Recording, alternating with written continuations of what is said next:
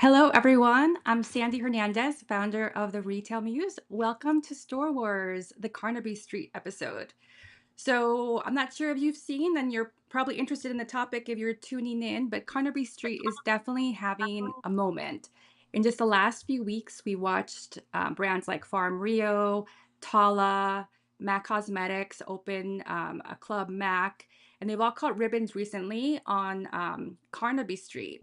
And so, what is it about this iconic street that's attracting all of this activity, attention, both from digitally native brands as well as global giants like Adidas, who's been there for a while, and being alongside, British heritage brands like Liberty and Barber? What is it about this area that's so unique, and why is it attracting so many cool brands? And why does it matter? So what can we learn from their stories? And that's like the topic of today's episode, which I'm really, really excited to cover. So welcome everyone who's watching on LinkedIn and YouTube, and hello to the replay crew if you're watching it after the fact. So welcome. So definitely comment. I'll try to monitor it as best as I can, and to bring in your feedback as we're going through. So I couldn't do this alone. I really wanted to have a guest on with me. I'm so excited to um, to introduce one guest that I'll be joining. Let me, if I can get this slide to work. Hold on. Um, so I couldn't have all of this Carnaby fun alone. I'm so excited about today's guest. He's the founder and creative director of Quinine Design. It's a world-leading retail experience consultancy, which was founded, I guess, 18 years ago, in 2007. He has offices in Vancouver and London, which is perfect for our Carnaby Street episode.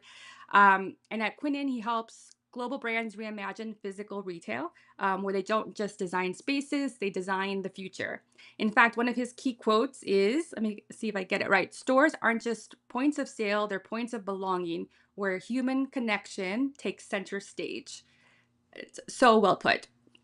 Clients include EE, Tesco, Sony, Comcast. He's an expert at translating customer insights into spaces that actually work.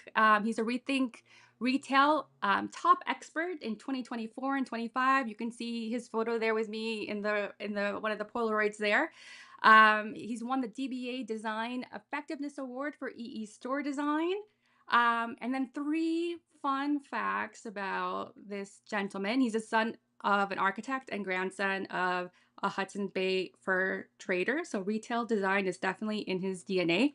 He calls himself a pragmatic dreamer. And as you can see in some of the photos, he's a fan of bold and bright colors and a bit of a Nike fanatic. And so I'm proud to call him my friend, my OG YouTube partner in crime, that I met in the pandemic. So let's welcome Ian Johnston. Hey there. Hi. Can you hear Hi, me? Is it Sandy. working? Fantastic. It's a little embarrassing, that intro, but I'll take it. Wow. No. Well, thank you so much for joining today. Um, so we're going to be covering, Carnaby Street episode, and before we get into the meat of the show, I want to set the scene as to, Carnaby Street and what's so like cool about it, and see how much you know about Carnaby Street as well as the audience. Okay. So we're going to do a little bit of, not that, or that. One second. Um, This is the okay. worrying bit for me, There Sandy, you so I'll try go. to play along. So you think you know Carnaby? Let's see. So we're gonna do some rapid fire trivia questions, and then audience, like, feel free to play along if you know the answers. So just a quick, it's fun. Don't worry. So true or false? Carnaby Street is pedestrianized. True. Yes, yes. So it was pedestrianized in 1973. And although we do see deliveries there, as we did on the day we were there doing store tours, but it makes it quite a unique spot in London, in that there's no traffic and people can, peruse the shops at leisure. Um, so who is known as the King of Carnaby Street? I'm sure you did some studying. I know this. It's the fashion designer. I can't remember his name, but was responsible for a lot of mod culture and mod fashion. It's not Yes, John you're Smedley, close. but Yeah. it's yeah. Sorry. Yeah, no, you're close. It's the right Yeah, person. His name is John Steven. yeah. And he opened his first shop on Carnaby Street, called boutique called His Clothes in 1957. And it's also tied to introducing unisex fashion as well, which was quite unique for Carnaby Street. And he's kind of, started 50s and 60s to really tailor the shops to different subcultures, which is pretty cool. And he has a plaque on Carnaby Street, a green plaque. Um, so who or what did Tom Jones, that is Welsh singer, singer. famously Yeah. walk with to promote the opening of the Tomcat Boutique on Carnaby Street in 1966? Very obscure.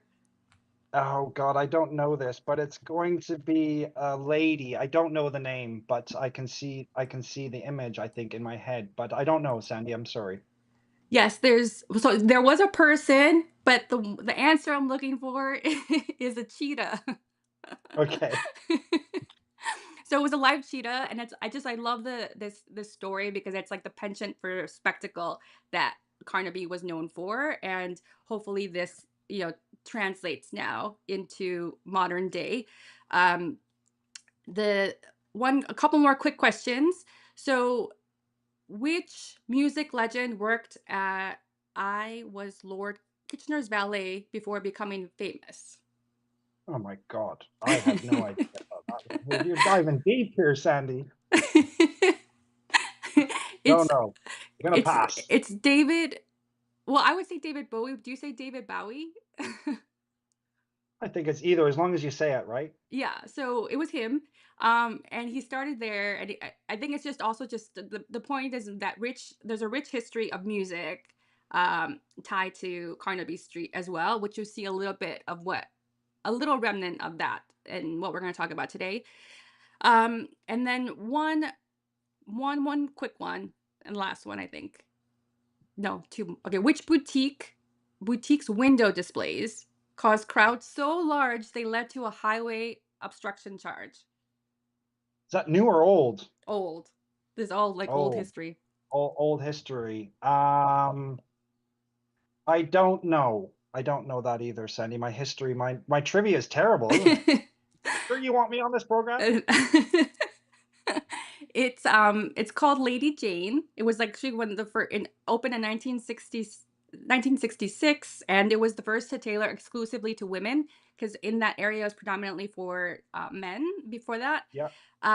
And so the thing was, what drew the attention and had the queues down the street was that they had live models in the windows, and they were also getting dressed in the windows. So Love it. I can see. I Love mean, it. we're seeing a little. I'm gonna show an example today about theater in the window. Not Yeah. as risque though. But there's still that theater that is remains on Carnaby Street. Can I use And that for my top tip later? Maybe? yes. So you and then the last one. Name one or more brand that once had a shop on Carnaby Street but no longer does. Maybe like one of your favorites. Oh, well, I guess oh God, there's a few because it's such a big part of shopping. But I'm gonna say, for me anyways, there's two, I guess, that come to mind. Soccer Scene, um, which was way at the far end of Carnaby Street. It really kind of galvanized sports and sports culture as fashion, I Yeah. think. And it disappeared very, very, maybe 10, 15 years ago. But for me, there was an Adidas store on, oh God, one of the streets behind Carnaby Street, Yes. maybe 2010 Fulbert's ish. Place.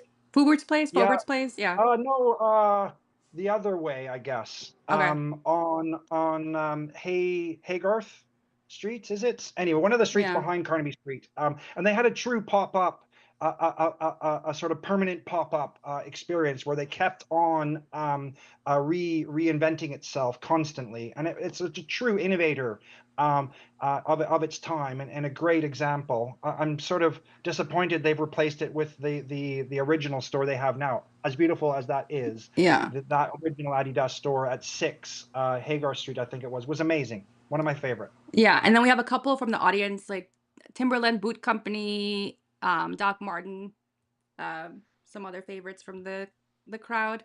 But yeah, but I guess well, this question I think is quite relevant even to now because we've seen so much transition and then I think it's in Carnaby itself. Like the last, I mean, I was there in April, and since then there have been like 3 or 4 stores that have Amazing. opened.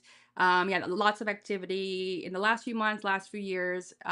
So it's always in a state of transition and also experimentation, which I think is also unique about the space. So that Absolutely. ties into like what we actually did. So hope you had a little fun with those questions. Not too bad, hopefully. um, let's get out of the screen. We're in Carnaby jail. Okay, so um, the first, hold on.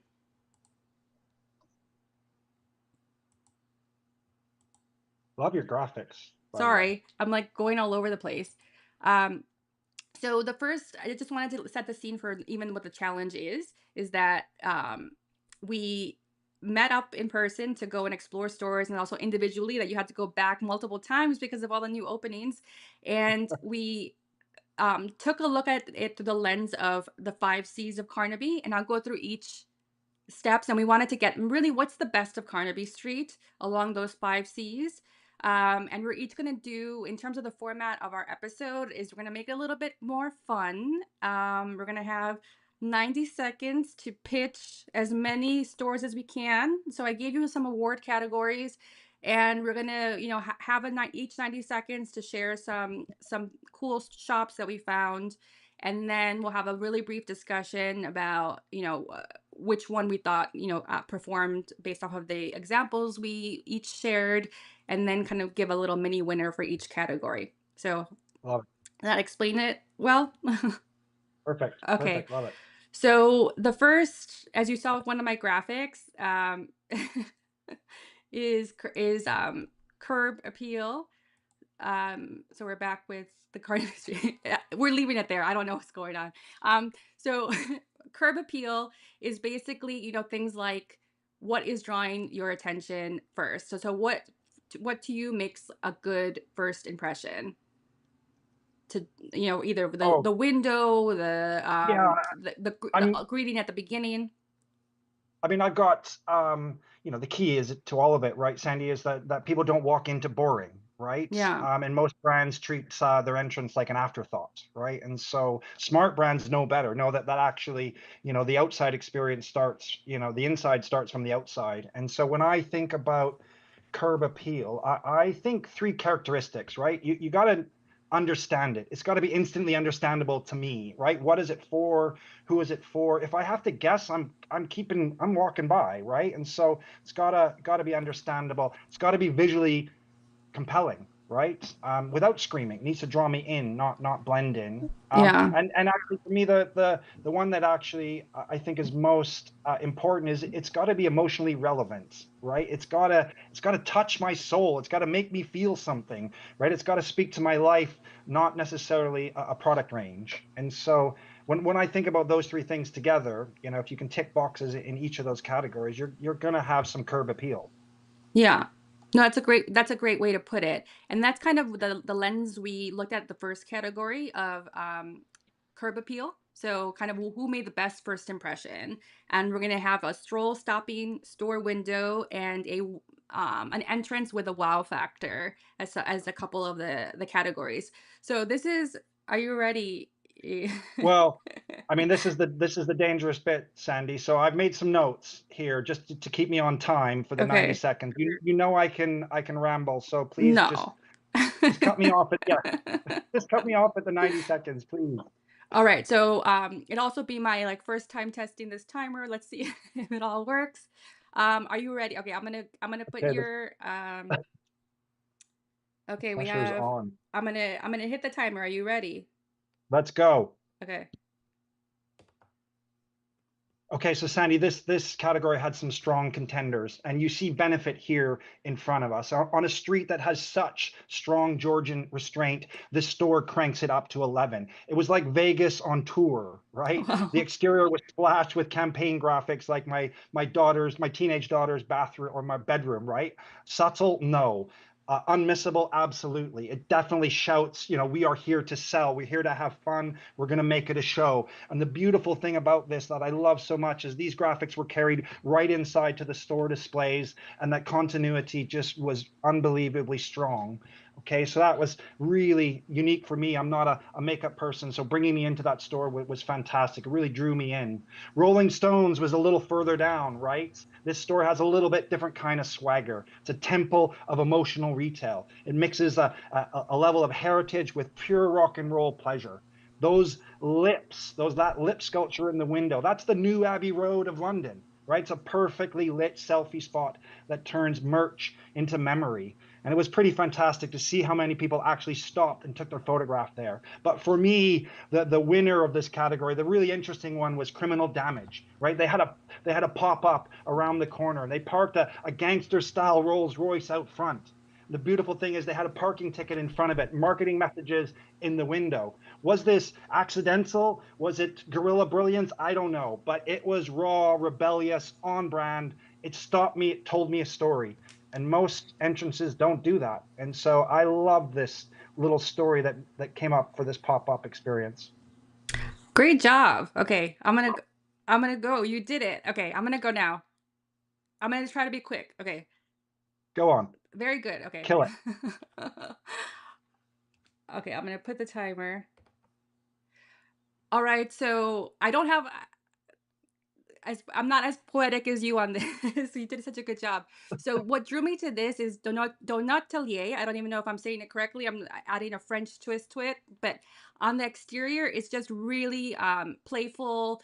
Colors like pastry. Obviously, you can smell the donuts from the outside. And I think I mean, I spoke about the theater in windows. So we here have an exposed window, so you actually see them making the donuts themselves, which is something to see. I mean, this is incredible. It's like who I would dare you to like walk past and not want to go inside the shop. It looks so tempting. So I think that's the role of the store window. It's giving you, that pull to enter the actual space. And once you actually do, I mean, I think this design inside is draws you in. It's so consistent with the exterior. I mean, the fun, playful signs, the actual lighting are pastry bags. I mean, it's all consistent and such a unique and cool design. Um, so the second example I have, it's a two-parter as well. This Coach window with Rexy is so stops you in your tracks. I mean, how can you not? Look at that. And if the design, the investment in making this, I know it was like a Studio XAG project. It's absolutely incredible. And then once you're actually inside, look at the scale. Like you can tell that actually Coach made an effort to create such a dramatic entrance, and the tail keeps on going, and you kind of Love it. are drawn in further into the actual space, which is actually a replica of a New York City like coffee cart, which continues the story and builds this exciting entrance. Loved it. So I also went over, but it's fine. um, so what did you think of our Well, choices? I loved it. I mean, Coach was obviously a big could have been on my list as well, right? And because it's so well done, right? The level of reality in that window and carrying in the store. There's a really nice connection, and it really draws you in. I want them to have interchangeable faces for that dinosaur, though, so that can really stay there for a long period of time, because it was that amazing. But I think it's Yeah. interesting. Like I think for both of us, right? We're picking ones that are super high performance and production, yet the criminal damage one was very low production, right? I don't know if they actually I mean, I didn't scripted that. even realize it was something when you told me. I would Yeah. not have understood or guessed that that's actually. an Well, that was a activation. question. Yeah. That was a question I had, really. I mean, was it really scripted to be like that, or was that just a consequence of them parking out front? But it did remind me that there is potential there, right? To use the whole sidewalk, not just the window of the store itself. Tell a story, right? Combine different elements, right? Hamleys does that so well on the other side of Regent Street, where they have the performers out front. They're Mm-hmm. really activating what's going on, right? And so few retailers do that, right? And that's that kind of performance led. I think the Coach thing has that as well. It's so performance kind of engaging, right? Both of them were really beautiful, but I love it because one is uber expensive and one is just low key. Both of them worked really well. Yeah. So, I mean, yeah, I enjoyed your examples. I still like my. Well, I'm actually having a hard time picking because they're both actually so well done. The exposed window, which obviously is something that will it's a permanent fixture so far of the actual space, which again tied to the it's a nod to that Lady Jane window. And I don't know on purpose or not, but I mean it works. And Loved the it. coach thing is just so unique, and I love that. I mean, those I think there's only one other of the Rexy dinosaur, which is in New York, which they also dress up with different outfits and such. Like they had one at Christmas time. So I'm having a hard time picking between those two for my choice. I mean, just a quick comment on the Natelier one, which was, the staff were amazing, right? Yeah. They really brought it to life. Their smiles, the love and passion that they showed for the food, just exuded out of the window, right? And it was very powerful. Um, but my vote goes for Coach, I think, Okay. personally, just because it was such a monstrous undertaking. Can I say that? Yes. Sorry if there's a pun there. And beautifully executed. I want that to be there for a long time. So I would love to have seen maybe a little bit of flexibility, better future proofing there, where they could change maybe the smile on the face of the dinosaur, right, with an interchangeable part of the model. But extremely uh, huge curb appeal. Yeah. All right. So are you ready to move on to the next category? Oh Well, I'm God, going to first introduce it. So we have collection. So it's kind of who offered the best products and services. So okay, let's we go. have I'm going to are you refer to some ready? notes So here as well. it's all Let's around, go. yeah, it's all around who offered the best products and services. We have a few categories in here. I'll let you take the reins now for your 90-second pitch. And are you ready to start the timer? Let's go. Hit me with the timer, Sandy. You already can see there that my hidden gem store was Astrid and Mayu, right?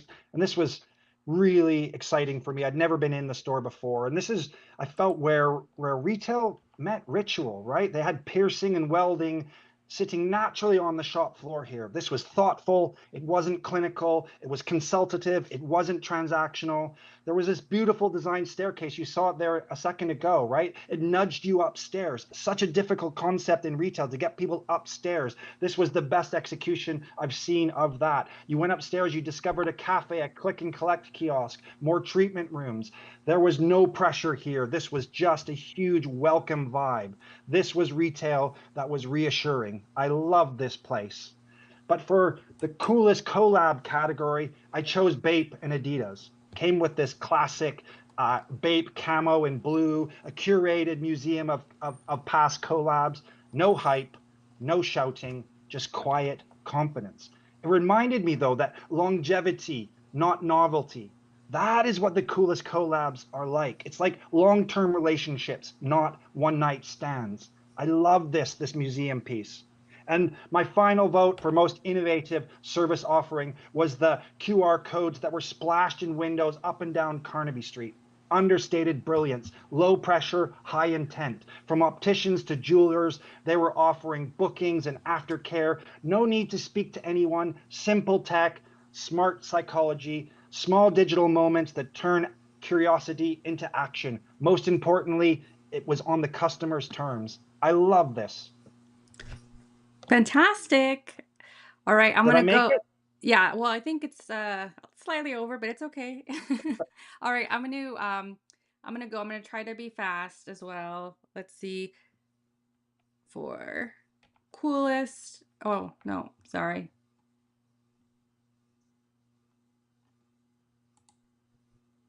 All right. So I'm gonna put the timer. Go on, kill it, Sandy. Oh my goodness. So the first I have is Hidden Gem. So Avestan, perhaps when it came out, it's maybe not so hidden anymore, but it was a store that opened up in Yeah, 2019.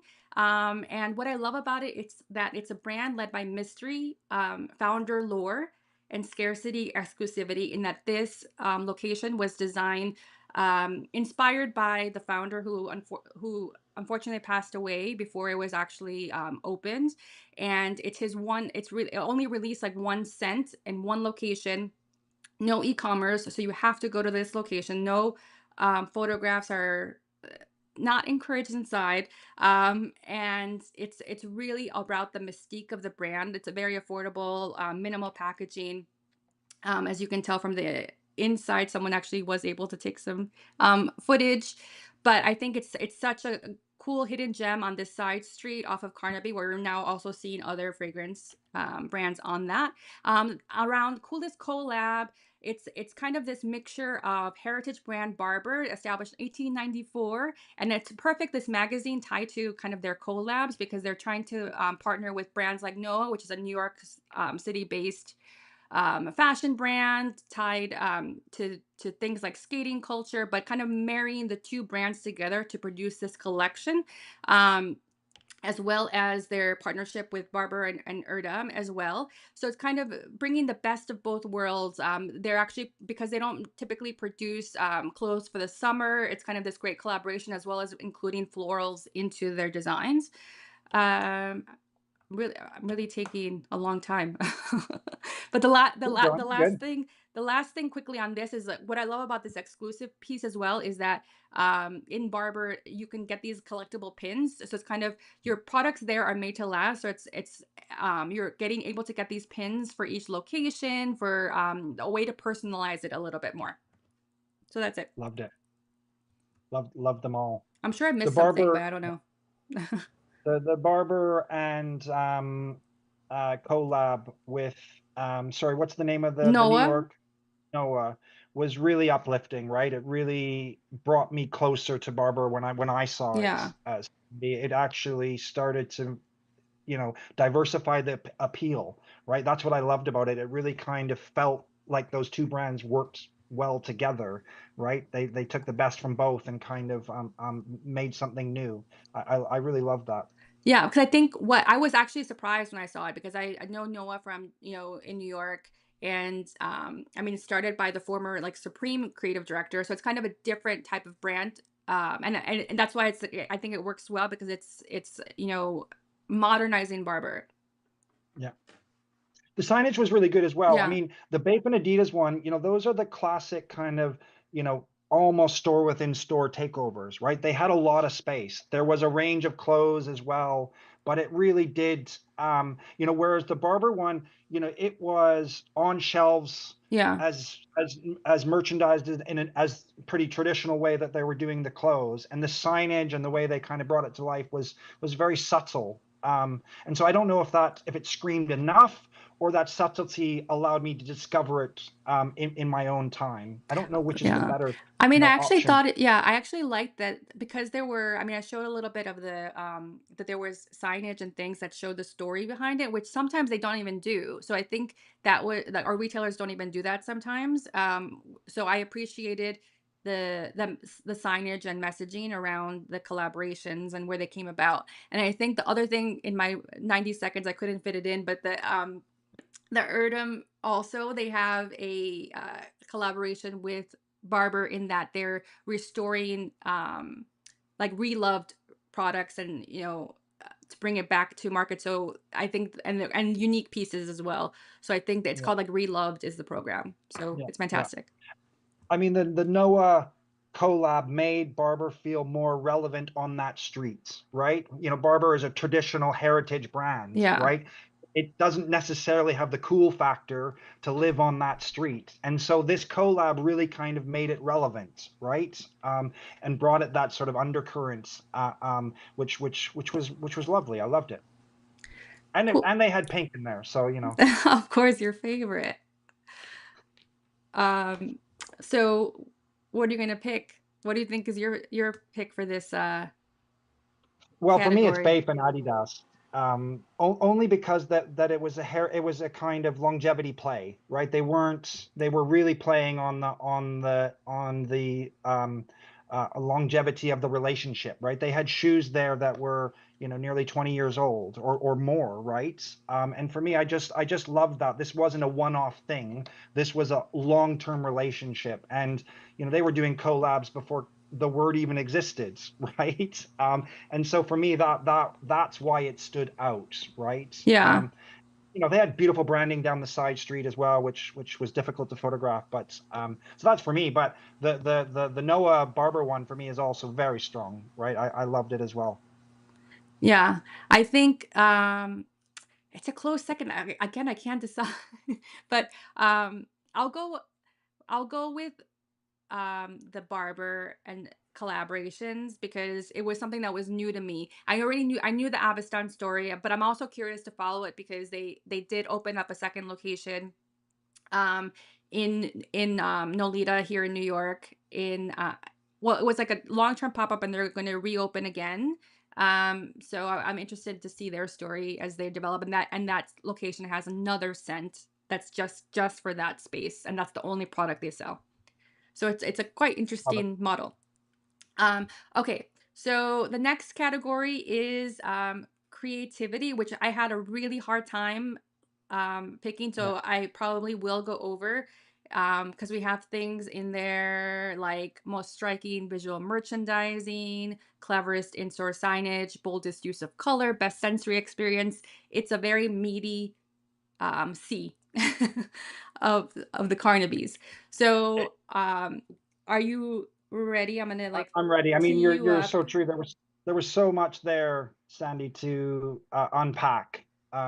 Creativity, is not just about looking good. It has to say something. And so for me, the most striking visual merchandising, I chose Farm Rio. Right, this was amazing. No trends, no overthinking, just joy, color, confidence. Confidence is a key theme here. It's not just product on display, it's brand spirit, right? You're not shopping, you're stepping into this brand story. It was bold, beautiful, unapologetically vivid. The downstairs and the way they drew you down there was truly inventive and creative.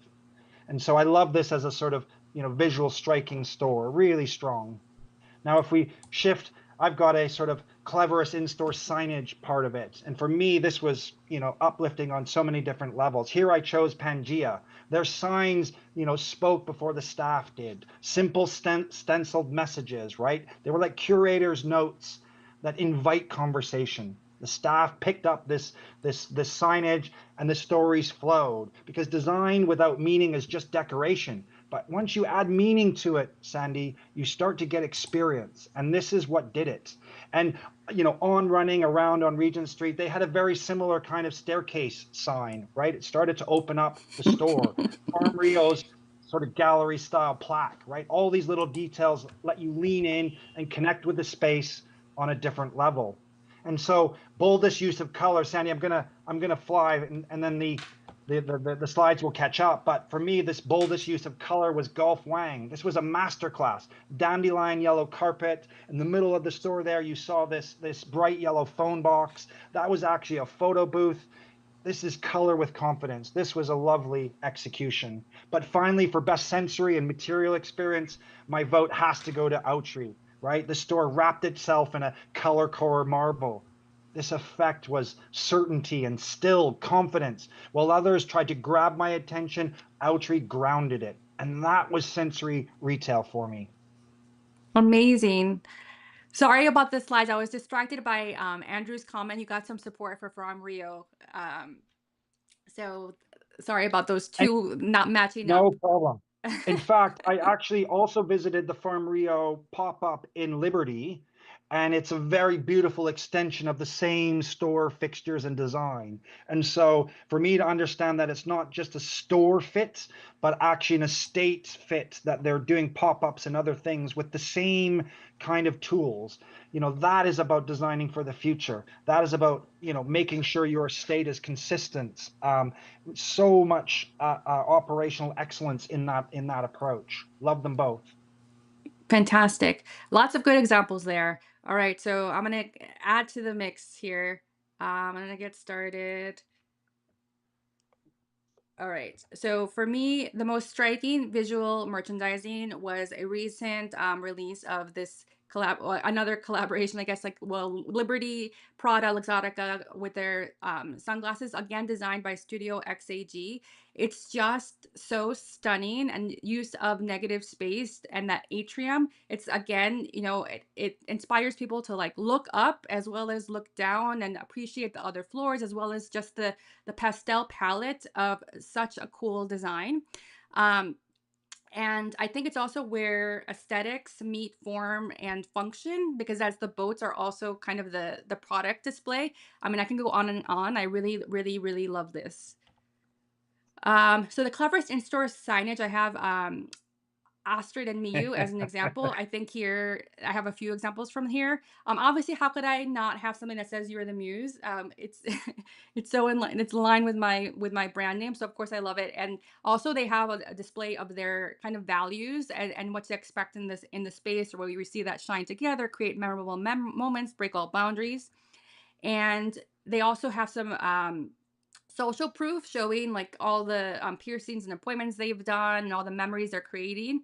And also, the language is very inspiring and empowering. So you hear like these quotes about what's meant to be will always be find a way, will always find a way. You have some wayfinding to help direct people upstairs, as you've already shown in some of your photographs. Another thing is about sharing information that's helpful. So here you have the ear encyclopedia, so like all the different parts of your ear that you can actually pierce, as well as like the ears themselves being like different shades. So it's very cool. And lastly, boldest use of color. I just love the Trini London examples here. This is in Liberty. But this is present in all their stores.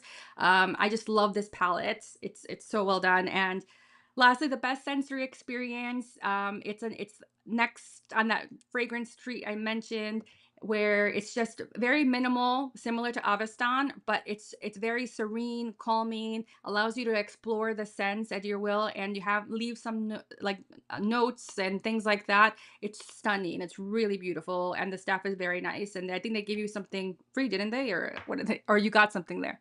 I That was got Fern. lots of Sorry, that free was things. Fern. Lots of free things. Always collecting free things, right? I mean, what a category, right, Sandy? I mean, it was difficult just to focus on a few things, because there is a lot going on on Carnaby Street in terms of creativity, for sure. It was interesting though, because I guess, from as a designer, one of the things, I mean, Farm Rio was wonderful. It's very kind of traditional kind of retail storytelling and beautiful spaces to be in, where I really felt there was something unique and really interesting and engaging on a different level was, the Pangea signage, the on running staircase sign. I mean, Farm Rio had a plaque in there as well, right? And you know me, when I go into these stores, we go together, right? I am all over the staff and Yeah. asking them questions and learning more about the store itself, right? And that's such a layer that sometimes gets lost in design. Sometimes designers are complicated, and the messaging and the meaning that they put into the store doesn't translate automatically, and it needs a kind of curator there to help you. And I just think there's people, that's why you go out, right? You want to be connected to these places, not just the people, but the places. And those little small gestures allowed me to connect, right, on a different level. They were pure brand and place. And I just think there's a real opportunity there. Yeah. I know. I'm even thinking like I don't even know what I'm gonna pick. There's just It's so many complicated. Two, options. two, Anyone two other anyone things. from Sorry. the audience? Anyone has a pick from what they liked? I mean, I think for me, I mean, the Liberty and Prada one really stood out. So I mean, I love it, and they do visual appeal very well.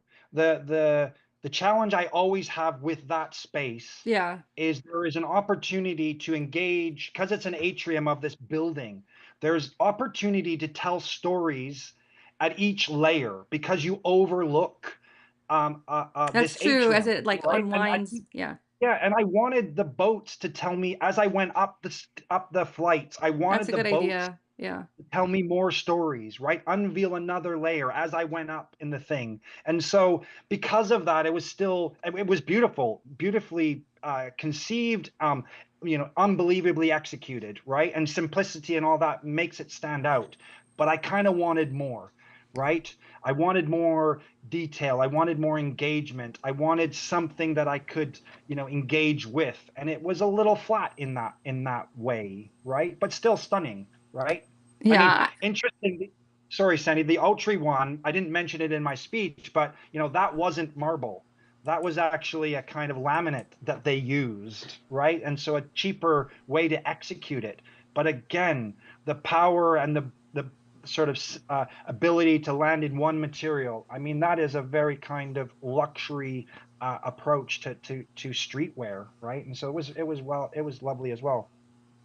And I'm just What are putting we going to? some comments from we have some definitely agree about staff understanding the store design also makes their workplace richer, which is yeah, which I you find like the employees who know the story and are able to share, which we encountered and I'll talk about too in the upcoming category, really made a difference in our experience, Hugely. right?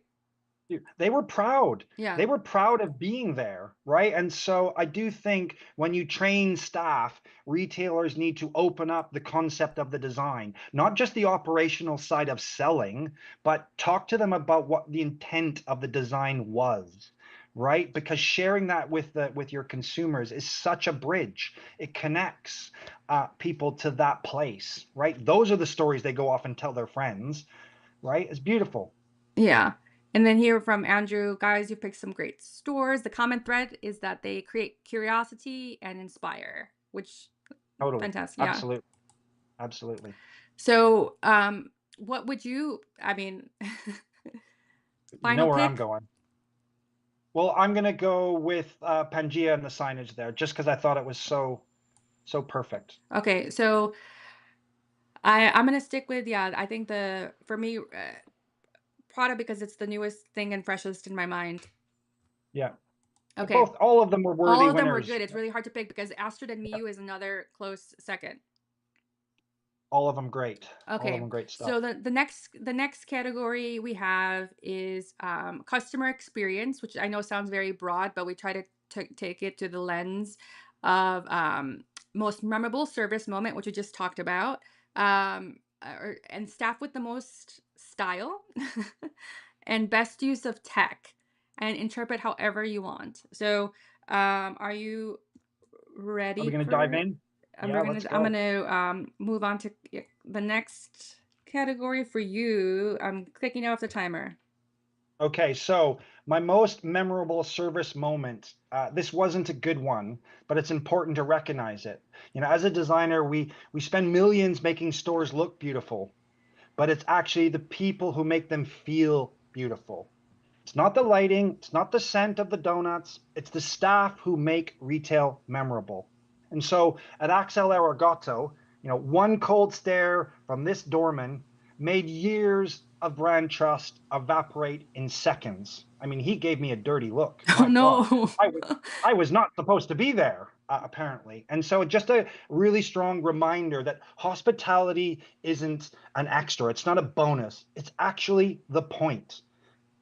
So, there was plenty of great moments, but I thought it was really important to pick out that one slightly undermining cold stare. But when it comes to staff with style, this wasn't about uniforms for me, Sandy. This was about alignment.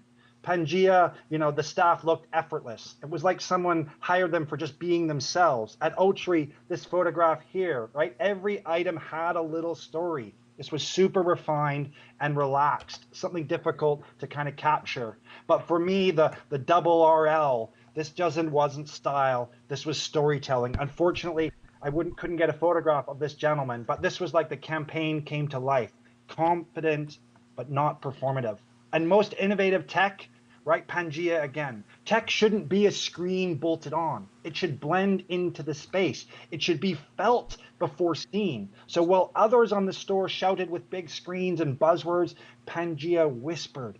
Floor projections, wall projections, ambient, elegant, tech with manners. My God, that's the future. Not louder, more human. Quietly, confidently, beautifully. This was stunning. Fantastic. Okay, I'm gonna quickly move on to my picks. Let's get going. Um, Ah. okay. Sorry. Okay, so you're here.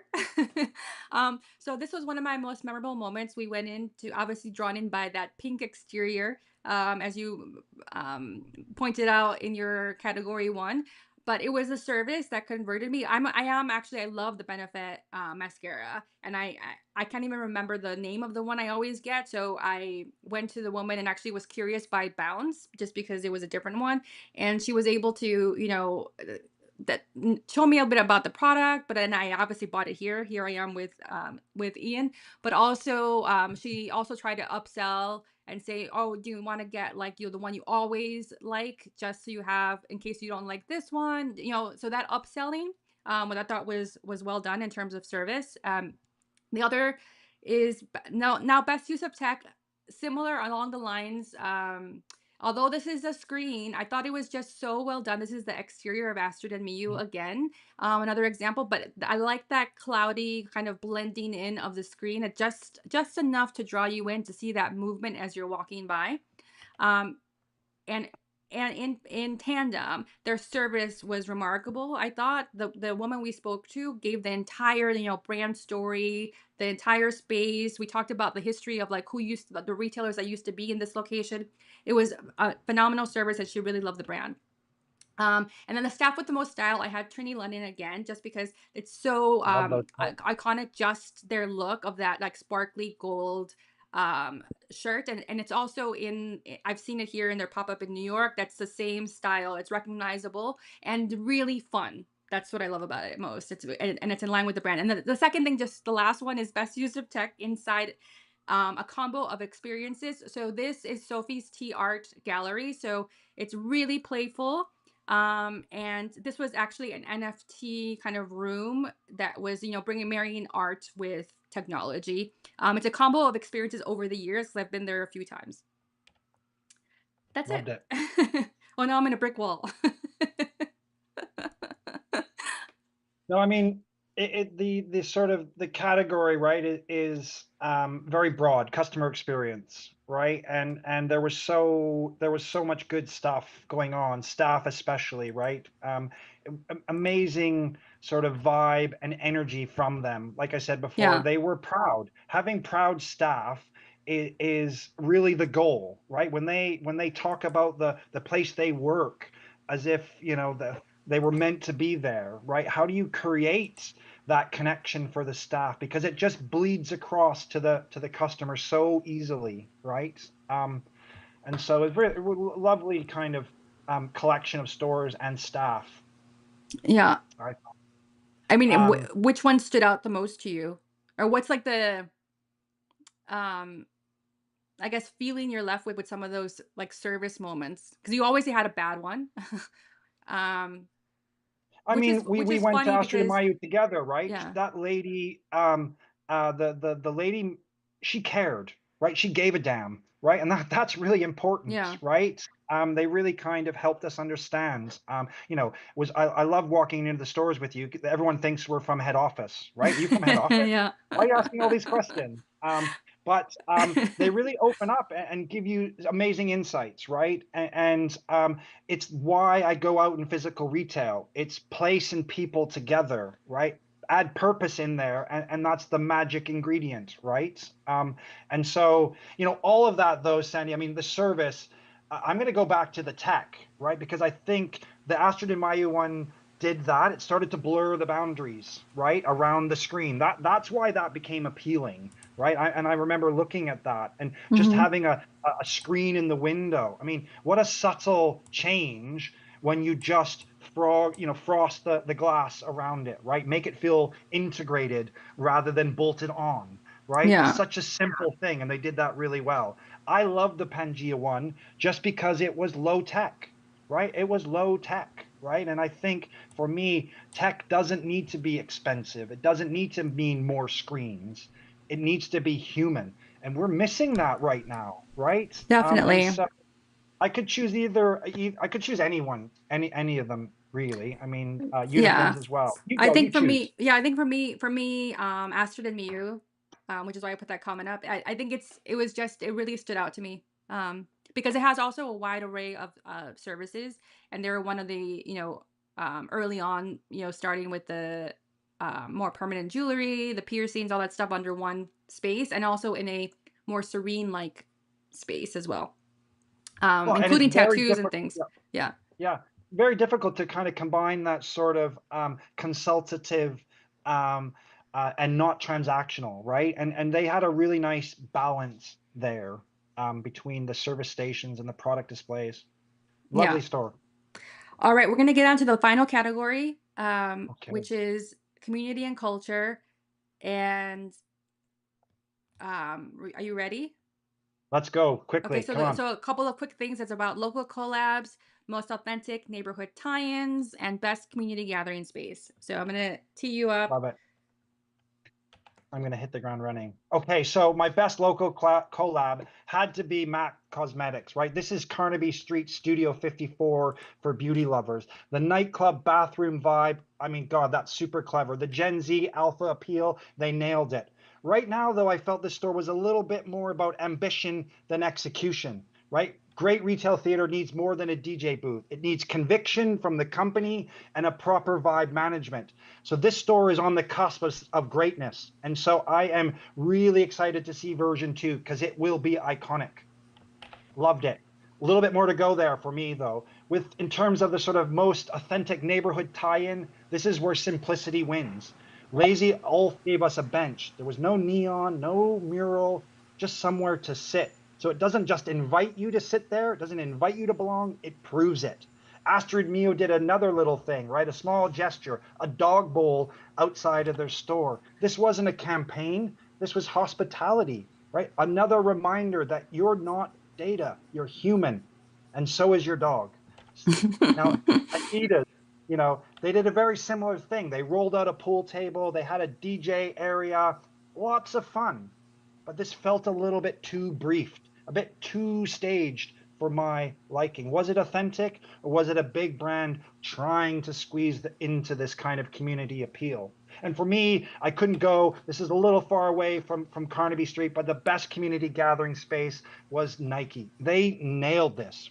The Run Club pop up during the London Marathon, it didn't fake local, they hosted it. Bib only access, warm ups, recovery, physio.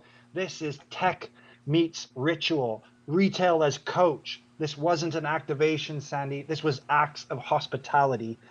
This was amazing. I love this experience. Amazing. I wish I would have. It just happened right when I left, so I'm sad to have missed that. I mean, they've turned the old Microsoft store into a Nike store, and it's unrecognizable as a Microsoft store. And so the agency who's done this, I see the Microsoft store in there because I know it well. But they did a wonderful job of creating this hosting venue. Fantastic. So I'm gonna quickly go, and then we'll have a discussion. So that's all right. All right. So this is an oldie but a goodie for best local collab. So I chose Choose Love. This is actually from the pandemic era. I just chose this because I actually really liked it, but they have had multiple pop-ups throughout the years, usually around Christmas time.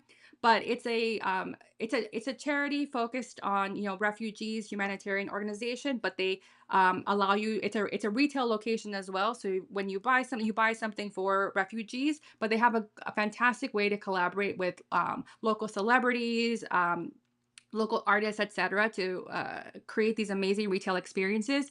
And this was actually a great a way to, again, this is pandemic era, but I remember they had this tap to donate um, possibility on the street, which I thought was a great way to convert as you're walking by. And it was a tie-in to the Choose Love overall in Carnaby at the time. Now, this is a blast from the past of what it was like at that time during just opening.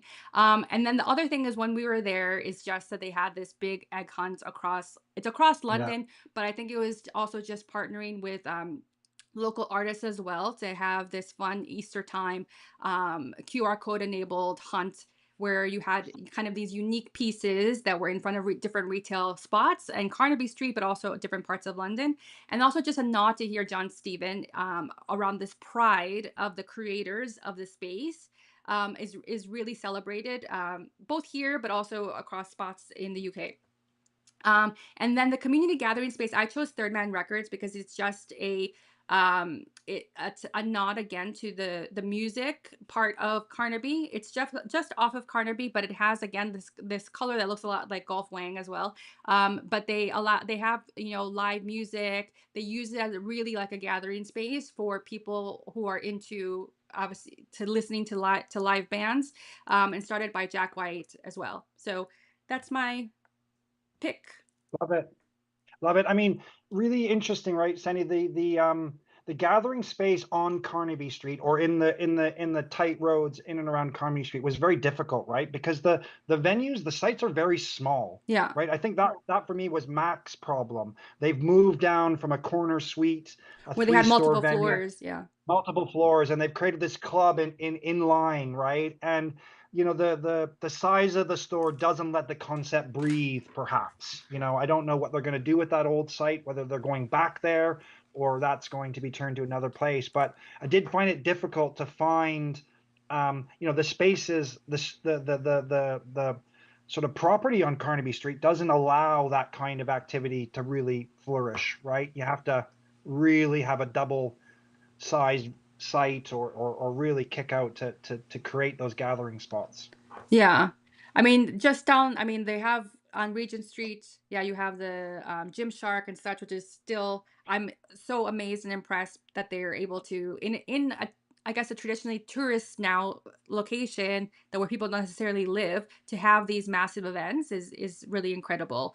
So I can imagine other brands can take lessons from that. Yeah, I mean, Gymshark's done so well there, Yeah. right? Its own entrance to those event spaces, right? It really treats them as an addition to retail, not just retail, right? You can Yeah. enter through a different thing. The Gymshark one is lovely as well. So my pick, I think, from the ones would be probably be the Nike one. I'm glad they're moved. I mean that they did something like that. And I'm bummed that I actually missed it. But it looks very cool.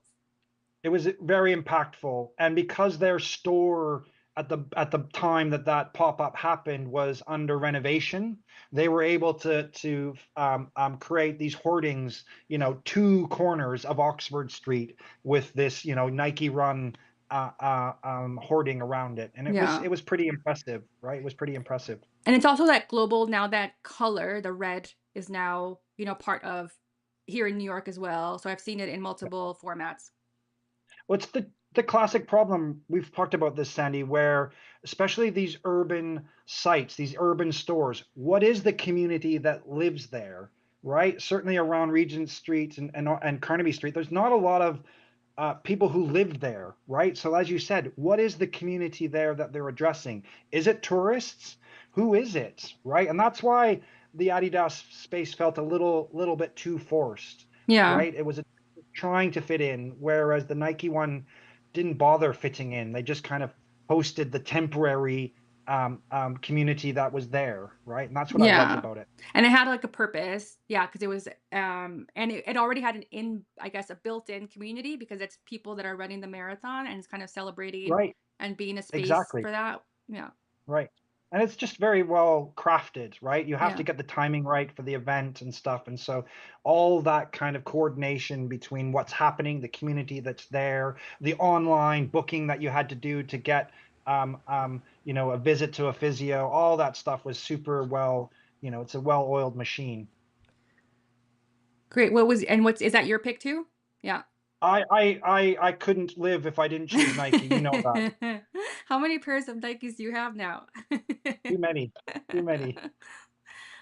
Okay, so in the last like minute, because now we're at time. Well, Um, I wanted to wrap because we obviously shared a multitude of stores, and we probably could have gone on and on with more and more stores. Um, uh, but reflecting back on our experience and our discussion, I wanted to leave the audience with 1 to 3 top practical lessons that they can take away from what you've observed on Carnaby Street. okay.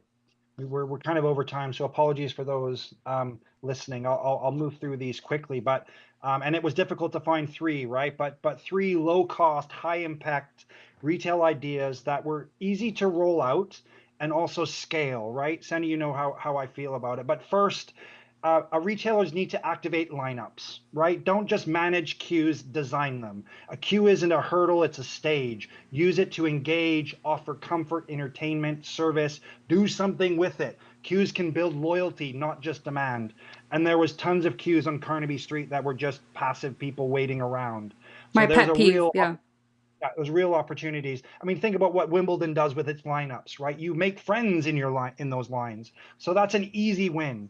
Second, and you already mentioned this somewhere through the stories, but give away artifacts to build rituals, right? So Farm Rio handed out these postcards, right? Tiny bursts of brand soul. Fern, they gave me a sort of porcelain scent disc, right, in a canvas bag. There was tons of freebies, souvenirs, but these are memory cues. These are tokens that say you were here, you mattered, we shared something together. It's not about giving people more stuff, it's about giving them something they're not going to throw away. And I think those are Mm, really powerful, really, really yeah, powerful. It's like I'm now talking about, did you see this little fern disc they gave me? Wow, amazing. I I've love got it it. over there in the corner. Last one, just very, very quickly. Guys, we've been talking about this forever. Make omni-channel feel effortless. A few of the stores had click and collect, right? It's not flashy, but it's omni-channel. Retail needs to build on that. Put QR codes in the windows, product tags on the stories, prompts to follow, book, download apps, right? This isn't gimmicks. This is about connecting, making the invisible visible, right? This is really an easy win for us, right, guys? But really activate your store and bring omni-channel because retail isn't about making things easier. It's about making them worth doing, right? And that's a key difference, right? We're moving away from frictionless, convenient shopping. We want it sticky. Yeah, amazing. Love that. And I'll just quickly close on my 3 top tips. Um, So one is that we observe that the small moments matter. I mean, your Axel Yeah, I Arigato love it. experience, our experiences in Astrid and Miyu, Benefit, etc. Like those are what we remember. That's like what stayed, and that's also why they showed up so many times in all of our examples, because those are the interactions that stay with you. So I think it's important as like retail leaders to remember that your employees are obviously the front lines. So it's about the scalable, Ian, but I think it's about investing in the unscalable. So it's kind of like the moments that you're empowering your employees to respond, eh, Well, showing their enthusiasm, maybe yeah, even giving you something free like the fern, so that those kinds of small things make a huge difference. And also people feel and employees feel empowered that they can do that if they believe in the brand. So I think love it. that's number one. The second is don't be afraid to be, I say playful, but you can insert whatever adjective that you're afraid of as a brand, especially as you're changing, if you're a traditional brand and trying to be more modern, etc. So it's kind of, you are allowed to experiment. I think, especially now, people want brands to be human in a way, in a human, like they're attributing human 100%. behaviors to a brand, especially with a lot of the newer brands being founder led. You have a human face behind all of these things. So I think it's important to create that personality and make sure it comes across in your stores. And that's like what we're seeing Mac do with their Club Mac, to create this new audience in Gen Z or Gen Z, as you say. And so I think That's lesson number two. And then the last one is just get out of the office.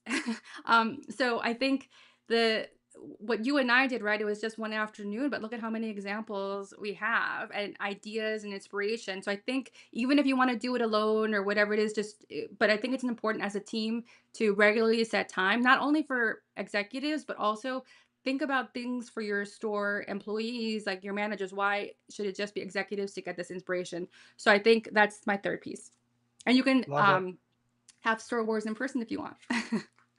It's a plug. I mean, Um, it was such a great experience, right, Sandy? And so the winners, right? They weren't always the flashiest stores, right? They weren't the ones with the biggest budgets, right? They were the ones yeah. who understood, as you said, small moments matter. What's the difference between, signage and storytelling? What's the difference between staff and host?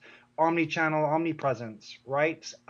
Now, I know we didn't mention a lot, and it's not that they weren't terrible. There's not one terrible store. They were just a little timid, right? They played it safe in a place that rewards being brave and bold, right? Because Carnaby Street is about that, right? And so for me, the big one, as you said, retail needs to be. It doesn't need to be louder. It just needs to be braver, smarter, and most importantly, as you said it, more human, Yes. more So that's a human. great way to end it. Thank you so much, Ian. And I know how much like work you put into going back multiple times to visit the shops. I already left London. So I really want to thank you for your time and for being an amazing guest again on YouTube as well. My pleasure, And Sandy. thank you to the audience for, watching the ones that are still with us, and then also ones watching on replay. And then just one quick plug. So right now, when we wrap, Ian and I are going to film a after hours show, which is going to be the more hot.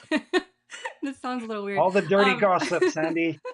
the hot takes of the cheeky bonus categories that I added on, and that will just be aired on YouTube. It's going to be just a shorter, version of the show, but just these additional cheeky categories.